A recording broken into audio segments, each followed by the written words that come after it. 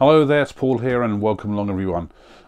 Great fun little project to do and really cheap. I was really surprised at how small these are. The brass tube, 35mm. I bought two of them actually. They're Craft Pro kits, two different types. This one 150 from Axminster Tools, and the only difference between the two is the bottom piece here is just a rounded piece on this one, and the more expensive one, 180.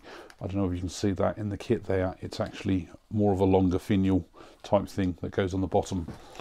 So very cheap. We're in December now, and I had a brand new bathroom fitted earlier this year, and I thought, after seeing the little plastic end cap for the pull switch, that with it being December and we're about to put all the Christmas decorations up, why not get something like this and have it themed for a snowman. Now, the good thing about these is that the top actually unscrews, so at least you can get in there to thread your cord through, tie your knot. And especially with these at the price £1.50 or £1.80, you could buy several of these kits. So as soon as you're finished, I mean, you don't really want a snowman up all year, you can just unscrew it, take it off, leave that top section on there with the cord, screw on your new one. Thanks a lot for watching, and I'll see you on the next project video.